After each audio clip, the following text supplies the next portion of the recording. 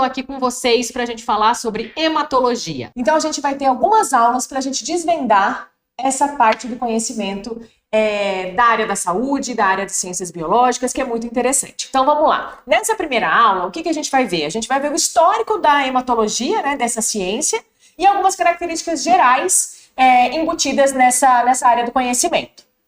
Então vamos lá. Hematologia, então, é o ramo da ciência que vai estudar o sangue e seus órgãos hematopoéticos. O que seria isso? Seria, então, os órgãos responsáveis pela formação de todos os elementos do sangue. Como vocês podem acompanhar aí na imagem, a gente tem, né, os elementos do nosso sangue. Glóbulo branco, glóbulo vermelho, as plaquetas, né? Então é interessante que a gente saiba de quem que a gente está falando dentro dessa ciência. Mas antes da gente entrar na ciência, na área do conhecimento da hematologia, vamos então perceber que na nossa cultura a gente faz referência a essa área do conhecimento, que é estudar o sangue, seus componentes e os órgãos que produzem esse tecido sanguíneo, né? Então a gente trouxe aqui algumas frases bem interessantes que fazem então referência ao sangue. Vamos lá então. Olha o que William Shakespeare disse: eu sei de que maneira pródiga a alma empresta juramentos à língua quando o sangue arde. Aquela famosa cabeça quente, né, pessoal? O Thomas Jefferson falou o seguinte: a árvore da liberdade deve ser regada de quando em quando com o sangue dos patriotas e dos tiranos. Esse é o adubo natural. Olha que outro tipo de percepção, né, de referência que ele faz ao sangue, né? O Napoleão Bonaparte disse o seguinte: a bravura provém do sangue, a coragem provém do pensamento. Interessante isso, né? E o que o Schopenhauer falou? Não devemos mostrar a nossa cólera ou o nosso ódio senão por meio dos atos. Os animais de sangue frio são os únicos que têm veneno. Será que isso é verdade? Isso é muito interessante a gente ver. Sangue frio, né? Eles têm veneno. Será que todos esses animais têm? Então são referências muito interessantes que podem então estar mais próximo da realidade ou não, mas que fazem a gente refletir a respeito. O Boccaccio disse o seguinte: as ligações de amizade são mais fortes que as do sangue da família, né? Então, assim, essas relações de parentesco são representadas, né, pelo sangue. É sangue do meu sangue, não é mesmo?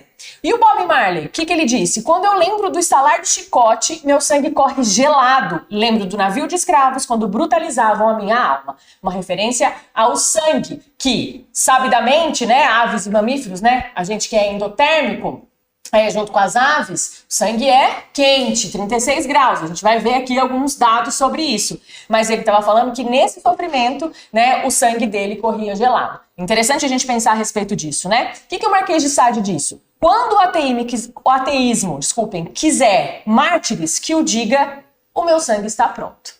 Né? Bastante intenso isso também. E o Mao Tse Tung disse o seguinte: a política é uma guerra sem derramamento de sangue e a guerra uma política com derramamento de sangue. Então é muito interessante a gente pensar que o sangue é referência para diversos atores da nossa cultura, né, da nossa política, da nossa música, né, das artes como um todo. Então tudo isso é para a gente fazer essa contextualização da importância dessa ciência que estuda o sangue, seus componentes e os órgãos que os produzem, né, esses componentes. Então vamos fazer uma retrospectiva histórica, né? Vamos fazer essa abordagem retrospectiva sobre o estudo da hematologia, porque afinal de contas a hematologia ela é muito interessante, né? A gente sabe hoje com as ferramentas da ciência a importância dela, mas como que isso começou, né? Será que é tão óbvio assim? Então vamos ver como é que foi a história da hematologia. Bom, 3.000 a 1.000 anos antes de Cristo, né? Então a gente tem algumas inscrições cuneiformes que possivelmente tem um significado ali do sangue, né? Faz referência ao sangue, né? Nesses escritos aí de 3.000 anos antes de Cristo. É claro que a gente não pode afirmar com certeza, porque a tradução hoje em dia desses escritos ela é bastante complexa. Bom, no Paleolítico, né, que foi o período aí de 2,5 milhões de anos a 12 mil anos, né? A gente tem numa caverna lá onde é atualmente a Espanha, em Altamira, a gente tem um desenho de um mamute que sangrava até morrer. Então é a primeira noção de que o sangue é vida, né? Dessa relação de sangue e vida. Isso é muito interessante. Então essas imagens, né, essas pinturas rupestres estão registradas lá. Na Grécia Antiga, nos antigos hebreus e judeus, o sangue já tinha essa concepção de o princípio vital, que é a alma, né? Segundo essa cultura. E lá, eles, né, nesse momento, né, nesse contexto histórico, era proibido beber o sangue. Né? A gente vai ver isso que vai aparecer na história em alguns momentos, e a gente vai conversar sobre isso já já. Na Grécia Antiga, eles entendiam o sangue como um antídoto para os moribundos, para quem estava doente, né? No Egito, eles achavam, olha que interessante, lá no Egito, eles achavam que o sangue tinha a ver com, né, tinha uma relação com os alimentos, então era mais ou menos a ideia de que o que a gente comia, né, era no estômago, junto com o coração, era transformado no sangue, né, e que tinha ajuda, então, de outros órgãos ali também, mas era uma concepção meio que de que estava tudo junto ali, provendo esse sangue, bem interessante. E eles já, lá no Egito Antigo, eles já faziam banhos terapêuticos com o sangue. Interessante, né? Quando a gente vai avançando nessa linha, né, histórica, nesse retrospecto histórico, a gente chega na Roma Antiga e tem um episódio bem interessante. Na Roma Antiga tinha os gladiadores, né, que faziam aqueles eventos, né, com as lutas, já retratado em vários filmes, como vocês podem lembrar. E esses gladiadores eram homens muito fortes, né, saudáveis, que eram colocados ali, né, à força para degladiar, né, para combater com outros gladiadores ou com até mesmo outros animais. Eles eles simbolizavam força, vitalidade, saúde. E aí o que acontecia? Tinha um médico bastante renomado na época, que era o Galeno, e o Galeno ele era requisitado para pegar um pouquinho de sangue desses gladiadores para dar para os nobres. Então os nobres tomavam esse sangue na intenção de ficar saudável, de ficar forte, de ter essa vitalidade dos gladiadores. Interessante, né? Quando a gente vai lá para 460, 375 anos antes de Cristo, a gente tem a referência de Hipócrates, né, da teoria humoral, né? Então, 4 humores ali, e eles já faziam a técnica da sangria, né, como purgativo, né, que é para fazer aquele detox, né, que hoje a gente usa esse termo, mas era mesmo para purificar, né, através da sangria, né, para prover saúde para as pessoas. Aí em 310 a 250 anos de Cristo, o Erasistratus, né, ele já tinha também o entendimento de que o sangue tinha a ver com a alma, né? Então já tinha esse entendimento de sangue e vitalidade. 43 a.C., né, no ano 43 a.C., o sangue era tido como rejuvenescedor, né? Mas isso já tinha uma ideia lá, né, nos banhos terapêuticos do Egito, né? E quando a gente chega, né, no período depois de Cristo, né, no cristianismo, a gente tem referências super fortes ao sangue, né? O corpo e o sangue de Cristo, né, que conta aí, que remonta à história. Bom, aí a gente vai avançando e a gente chega, né, em 1590 com Jansen, né, um naturalista, né, que estava ali como meio que professor Pardal, fazendo alguns instrumentos, né, para poder entender melhor o entorno dele mesmo, né, e ele criou então o primeiro microscópio rudimentar. 1590, olha quanto tempo faz, né. 1612, Galileu Galilei, que todo mundo conhece, né, fez um primeiro microscópio também ainda rudimentar para o rei da Polônia. E aí, nesse meio tempo, em 1628, olha que interessante, aí já entra o William Harvey, que é tido como o pai da fisiologia, né, porque ele descreveu a circulação sanguínea, né, que foi um passo super importante para a gente entender o corpo humano, que estava tentando ser entendido desde muito tempo.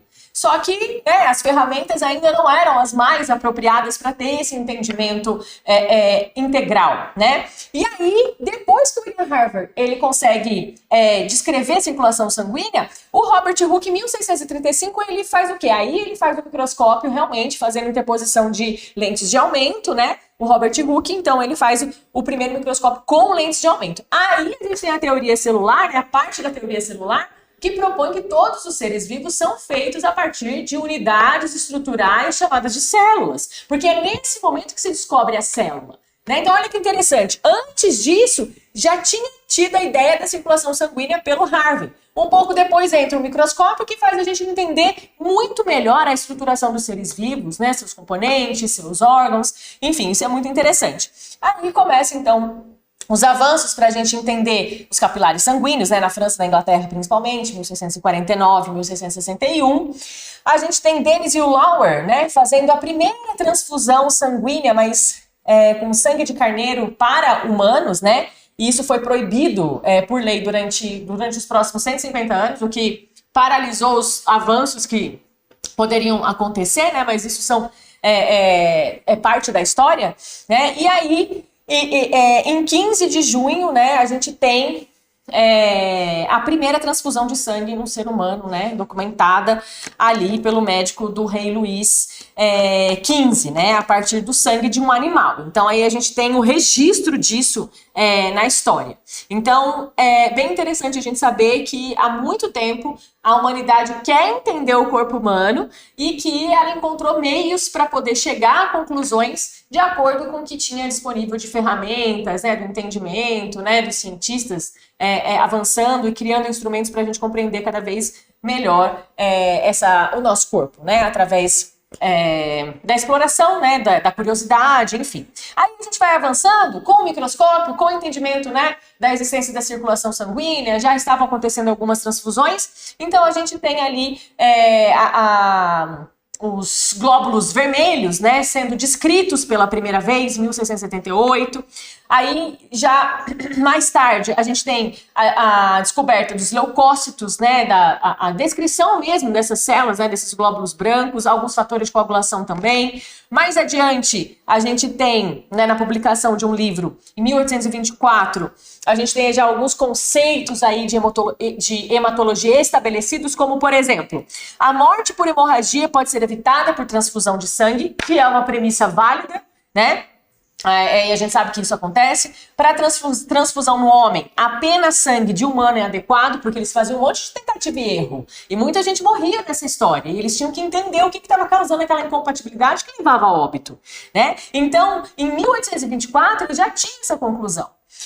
O sangue pode passar por uma seringa sem perder as suas propriedades e o sangue venoso é tão adequado quanto o sangue arterial. Então, essas conclusões já foram descobertas, né? De 1824, né, com as ferramentas ainda bastante rudimentares para entender isso, correto? Bom, e aí a gente tem, né, microscópio, a descrição das células, a gente tem um aprofundamento, né, a gente vê então leucócitos sendo observados, né, por alguns cientistas. Depois a gente tem o entendimento de que a gente precisa de uma medicação para tratar a anemia, mas que tinha um outro nome na época, então eles já conseguiam fazer o quê? Manobras para resolver problemas do tecido sanguíneo. Então já tinha um entendimento e já tinha um entendimento do problema. E já foi proposto, então, aí a primeira solução para isso, né? Que foi conhecida como a pílula de Blount. Em 1832, a gente tem o Hodgkins, né? Que inclusive tem o nome, né, de uma neoplasia, o aumento dos gânglios linfáticos, né, alguns pacientes, né, que deu o nome, inclusive essa descoberta deu o nome a essa doença. Então a gente começa a avançar cada vez mais. E aí Virchow, né, em 1838, ele estipula a teoria celular, que nada mais é do que uma célula dar origem a outra. Uma célula só vai surgir, uma célula só vai existir se existir uma outra que vai dar origem a ela, né? Então uma célula só surge de uma outra célula, tá certo? Tudo bem? Então, esse é o histórico, né, da hematologia, né? Então a gente vê que há muitos anos, milhares de anos, a gente vê o homem tentando entender o corpo humano e, obviamente, o que chama muita atenção é essa tentativa de entender a importância, a composição, né, do sangue. Por isso que a gente tem uma infinidade de termos, né, que fazem referência a sangue.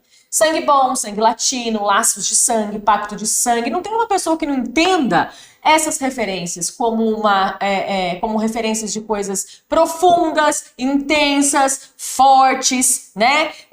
Dê-me o sangue, é trabalhar duro, né? Trabalhar muito, né? Sangrar até morrer, a gente tem essa noção, né? Beber o sangue de Cristo, a mulher sangra, sangue do meu sangue, que tem a ver com identidade, tem a ver com ancestralidade, né? Doar sangue é doar vida, todo mundo sabe. Ah, tava com sangue quente, por isso que eu fiz isso. O sangue é justificativa, né, para muitos comportamentos. Sugar o sangue é alimento de vampiros, né? Então, na literatura ficcional, a gente tem a referência de que o sangue é alimento dos vampiros que são eternos. Então, olha só, quem tem vida eterna, né? Não tô falando aí de o que os vampiros são, nada disso. Só estou fazendo referência que na literatura de ficção, os vampiros, eles são eternos e eles se alimentam do quê? Eles duram para sempre. Qual que é o alimento deles para durar para sempre? Sangue. Então isso é muito interessante, né? Isso tudo só confirma a importância desse tecido sanguíneo, a importância dessa área da ciência que estuda o sangue, né? E por isso que a gente está nessa aula hoje que fala sobre a importância, né? Que fala sobre a hematologia básica. Bom, então a hematologia, como a gente já viu, o ramo da ciência que vai estudar o sangue, seus componentes e os órgãos que produzem esses componentes, vem dos radicais gregos, né? A palavra vem haima, que é haimatos, que é sangue, e logos, que é estudo, né? Um tratado, um discurso. Então, a hematologia é um ramo da biologia, é um ramo da ciência, que tem uma especialidade clínica também, né? Aplicada à área da saúde no geral, que vai estudar o sangue dos demais animais com sistema circulatório fechado, né? Então a gente tem essa definição para a biologia, que é mais focada nos seres vivos como um todo, principalmente naqueles que têm sistema circulatório fechado. Mas dentro da medicina, da área da saúde, a gente sabe que existe uma definição que vai ali mais para hematologia como a ciência que vai tratar do entendimento e das doenças do sangue e dos órgãos, né, hematopoéticos, né, o local onde se produzem essas células do sangue. Então, a hematologia, pessoal, ela vai estudar principalmente os elementos figurados. O que são os elementos figurados? São as células, tá? Só que no sangue a gente tem esse nome específico. Elementos particulados são as células sanguíneas. Hemácias, né, que são conhecidas como os glóbulos vermelhos, os leucócitos, que são os glóbulos brancos, e as plaquetas, que são as células responsáveis pela coagulação sanguínea, como a gente já sabe. E a gente vai ver isso mais profundamente mais para frente. A hematologia também vai estudar a produção desses elementos, né, os órgãos que são responsáveis por isso, né, medula óssea, baço e os linfonodos. Bom, sendo uma área da ciência que estuda o sangue, seus componentes, o funcionamento, sua importância, a hematologia também vai se debruçar, né, a área do conhecimento vai se debruçar tanto no padrão, né, no estado de normalidade do sangue, mas também nas doenças relacionadas a ela, como, né, essa definição já aplicada à área médica, né, para a hematologia. Bom, então, de forma geral, quais são os componentes aí do sangue, desse tecido sanguíneo? Então, se a gente tem uma amostra sanguínea, a gente coloca num tubo e a gente centrifuga, né? A gente faz esse sangue poder separar a partir do peso, né? Que é a centrifugação que funciona a partir disso, né? A gente vai conseguir perceber 3 fases, né? Então, a gente pega essa amostra de sangue que tá vermelhinho, bonitinho, que tá tudo misturado, e a gente centrifuga. Né? A gente submete essa amostra a centenas de rotações por minuto. O que vai acontecer é que a gente vai decantar a partir do peso, né? Quem for mais pesado vai ficar concentrado embaixo, né? Porque vai pesar, vai para baixo, e os mais leves vão ficando em cima. Então a gente vai ter aqui, a gente vai ter o plasma sanguíneo, a gente vai ter os glóbulos brancos, né? Como um sobrenadante aqui, que fica sobre uma concentração de glóbulos vermelhos, tá certo? Então a gente tem 3 etapas, 3 fases que esse sangue mostra pra gente pós-centrifugação. O plasma sanguíneo, que é essa parte amarela, né, um pouco translúcida, depois a gente tem o sobrenadante de glóbulos brancos, e a parte de baixo, mais pesada, é o concentrado de glóbulos vermelhos, que são as hemácias, os eritrócitos, né, como a gente conhece, certo? Então a gente vai ter, dentro desse aglomerado de células que aparecem tanto ali, né, nos glóbulos brancos ali e nos glóbulos vermelhos, a gente vai ter um conjunto ali de células bem interessantes. Por isso que a hematologia é tão interessante, porque a gente tem uma diversidade de células, cada uma com a sua função, né, e tangendo aí várias funções para o nosso corpo. Então a gente vai ter o grande protagonista em quantidade, que é o eritrócito, que é o glóbulo vermelho, chamado de eritrócito, que é a mesma coisa que glóbulo vermelho, que é a mesma coisa que eritrócito, tá certo? Então são 3 nomes para designar a célula, né, que tem esse formato aqui bem peculiar, né, esférico, né, com uma depressão embaixo, né, que é a hemácia. Depois a gente tem os leucócitos, né? E a gente tem leucócito do tipo neutrófilo, leucócito do tipo basófilo, leucócito do tipo eosinófilo. A gente tem ainda os linfócitos, os monócitos e, por fim, as plaquetas. Tá certo? Então a gente tem aqui 7 tipos de células sanguíneas que constituem, então, os elementos figurados do sangue, ok? Mas, né, sabendo agora que a gente tem o sangue, que dentro desse sangue a gente tem células, a gente tem um plasma, vamos ver então como que ele é produzido. Para a gente entender melhor esse tecido sanguíneo, né, a gente conheceu as células, agora a gente vai ver onde que ele é produzido. Pois bem, ele é produzido, pessoal, na medula óssea, né? Então a gente tem os ossos, né, alguns ossos especificamente que fazem essa produção.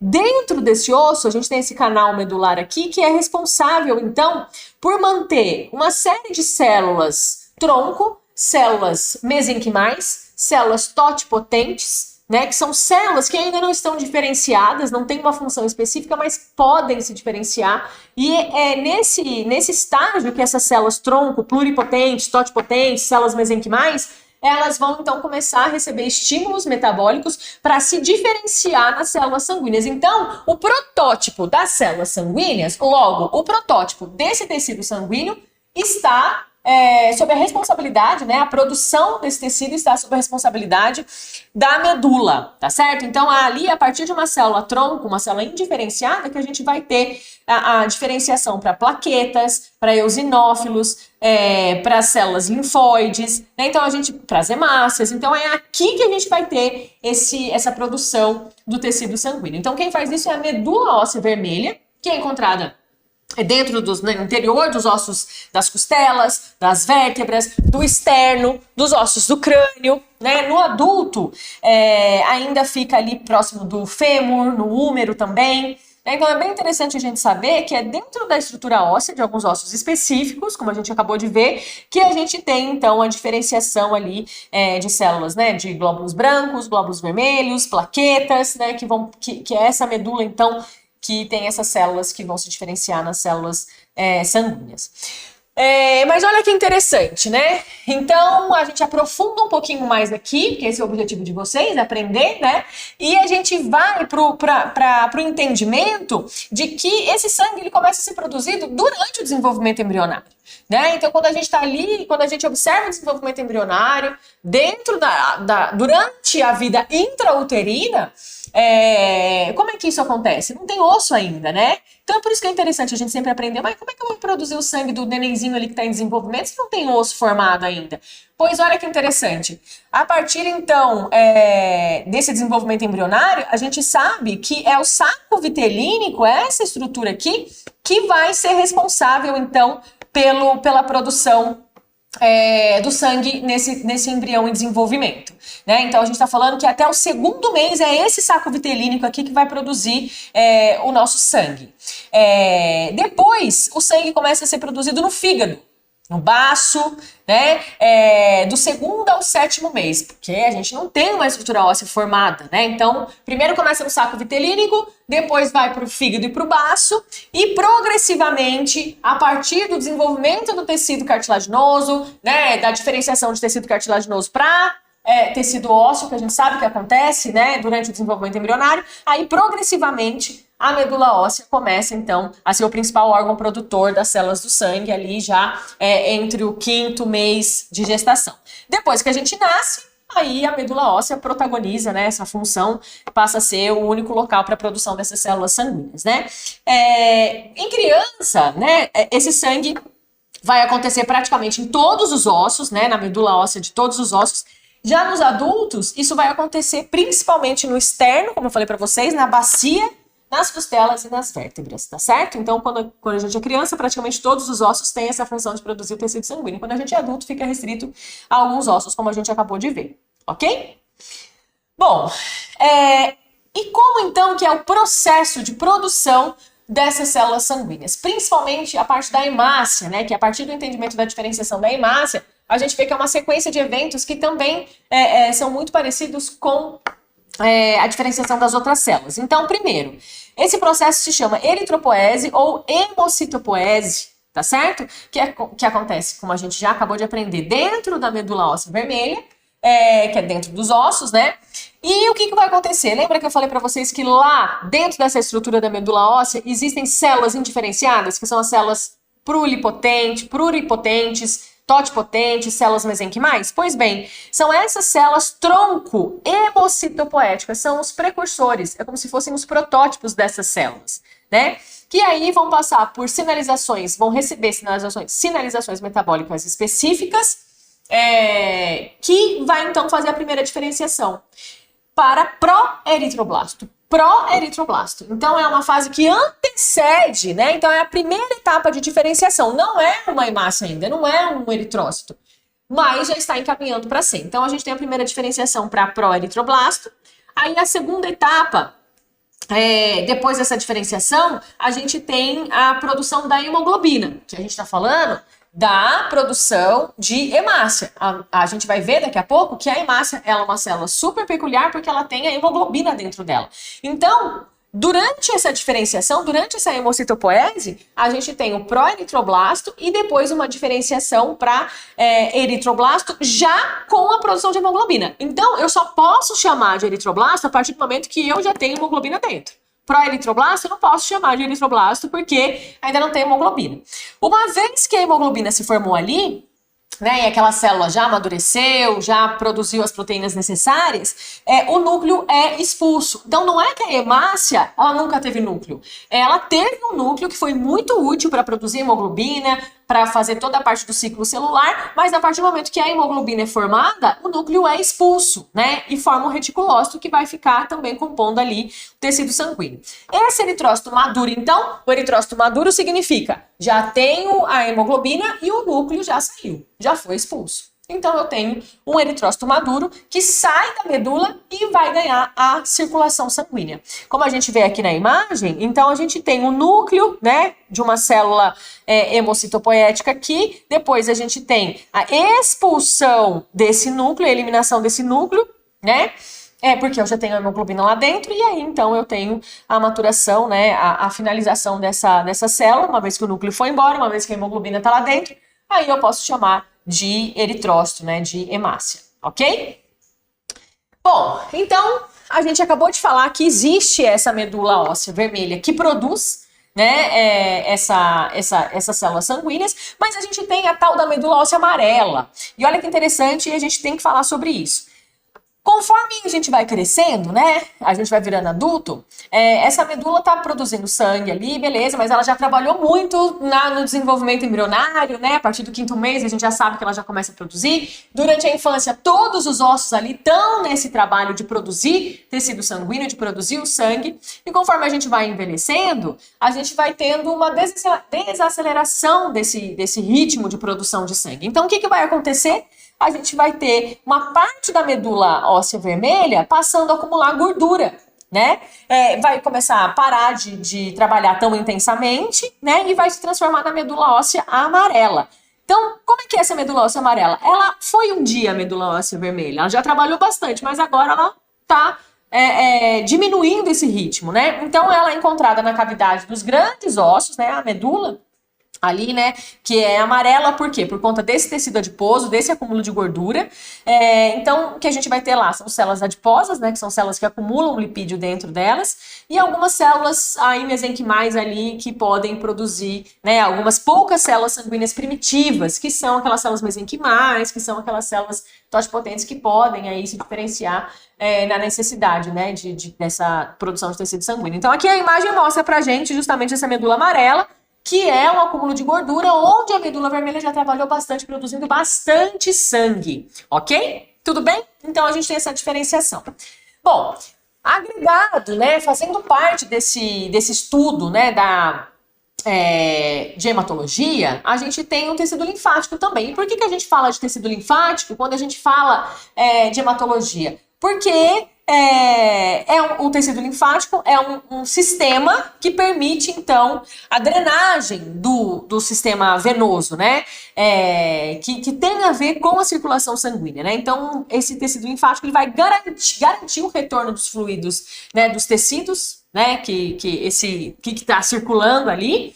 Esses líquidos voltam ao sangue, fazem parte do sangue para começar a circular. Então, o tecido linfático faz parte, né? Porque essa circulação dessas substâncias que voltam para o sangue está ligada, então, à circulação sanguínea e aos líquidos teciduais. Esse sistema linfático, o tecido linfático, ele é responsável, que também é um motivo para a gente estudar sistema linfático na hematologia, é justamente porque essa parte linfática é responsável pela defesa, né, do nosso corpo, né, por alguns órgãos, né, que produzem algumas células do nosso sistema imunitário, como, por exemplo, o timo, o baço, os linfonodos, os gânglios linfáticos, os nódulos linfáticos. Então, a gente vê aqui na figura que é como se fosse uma circulação paralela, né, que está associada a alguns órgãos, né, que tem a ver com o nosso sistema imunitário também. Uai, se é o sangue que produz glóbulo branco, que a gente vai ver daqui a pouco, que são células responsáveis pela defesa do nosso organismo, então isso justifica a gente falar de tecido linfático aqui. Bom, associado a esse tecido linfático, que por sua vez a gente acabou de concluir que faz parte, né, do entendimento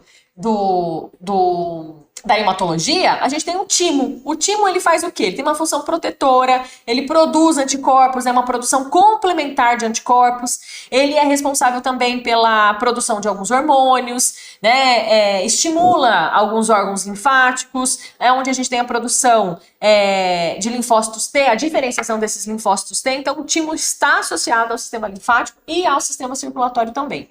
Assim como o baço, que é responsável por remover, então, as células que estão gastas, as células sanguíneas velhas. Então, é um órgão que faz esse monitoramento do que precisa ser eliminado, né? E que também vai monitorar a quantidade de sangue que está circulando no nosso corpo. Então, o baço é bastante importante nesse sentido aí para a circulação sanguínea. Pois bem, e vocês já ouviram aqui eu falando tecido sanguíneo, me referindo ao sangue como tecido sanguíneo. Então, quando a gente vai lá para a histologia, que é uma outra área do conhecimento, que vai estudar os tecidos, tecido ósseo, tecido cartilaginoso, tecido epitelial, o entendimento de tecido é que a gente tem algumas células que têm funções específicas e essas células estão permeadas, estão no meio que a gente chama de matriz extracelular, que é um líquido produzido pelas próprias células desse tecido e que tem algumas características, algumas proteínas específicas, né? Algumas fibras proteicas. Por exemplo, o tecido sanguíneo também a gente pode entender como um tecido justamente por quê? Porque é um conjunto de células que está imerso no líquido. São os elementos figurados, que são as células, que estão imersas no plasma sanguíneo, né? Então é por isso que a gente tem o entendimento do sangue como tecido também, conjunto de células que está ali permeada por um líquido que as próprias células produzem. Então, o tecido sanguíneo, gente, ele é um tecido que é líquido, né? Ele é uma massa líquida com movimento unidirecional, mediado pelos batimentos cardíacos, né? Pelas contrações do coração, como a gente vê no sistema cardiovascular. A gente tem aqui a média de 4,7 litros de sangue numa pessoa adulta, tá? E o sangue, né? Esse tecido sanguíneo, ele é super importante porque é a partir de um simples exame de sangue que a gente pode, então, revelar várias patologias, né? Referente a parasitas, referente a bactérias, referente a vírus. Então, o sangue é um parâmetro super importante para a gente monitorar a nossa saúde. Isso é muito interessante. De forma geral, quais são as funções que a gente pode atribuir para o sangue, né? Porque nas próximas aulas a gente vai aprofundar um pouquinho mais sobre essas funções. Mas, de forma geral, fundamentalmente, o tecido sanguíneo, né, o sangue, né, é um tecido que vai transportar, que vai circular substâncias nutritivas, gases respiratórios, como oxigênio, gás carbônico. Vai também circular os produtos de excreção para ser filtrada, por exemplo, pelos rins para formar a nossa urina. Vai circular os hormônios que são produzidos por diversas glândulas. Então pensa, a gente tem um exemplo bem interessante, que é a nossa hipófise, que está no nosso cérebro, que vai produzir alguns hormônios que vão ser úteis nos ovários, por exemplo, né? Então, olha, tá lá na base do cérebro, mas vai agir lá nos ovários. Então, como é que isso vai acontecer? Circulação sanguínea. Então, o sangue vai circular essas substâncias para que elas cheguem, né, que são os hormônios, para que cheguem nas células, nas células alvo, né, no órgão alvo, que aquele hormônio vai ser útil. Correto? Então, a circulação é responsabilidade, a circulação de todas essas substâncias, entre elas os hormônios, como a gente está falando aqui agora, é de responsabilidade desse tecido sanguíneo. Os anticorpos também são circulados a partir desse tecido sanguíneo, sais minerais também. Então, se a gente pensa na nossa digestão, a gente comeu alguma coisa ali que vai disponibilizar vitaminas, que vai disponibilizar nutrientes. Isso tudo só vai ser possível porque, primeiro, eu tenho um sistema que vai digerir e vai disponibilizar os elementos para que eles sejam absorvidos pelas células. Só que disponibilizar os alimentos para ser absorvido pelas células vai requerer o quê? Que esses nutrientes cheguem até as células. E isso é trabalho do tecido sanguíneo. Então, ele vai carregar isso para que as células possam capturar esses nutrientes, correto? Então, para isso, a gente tem uma circulação sistêmica, né?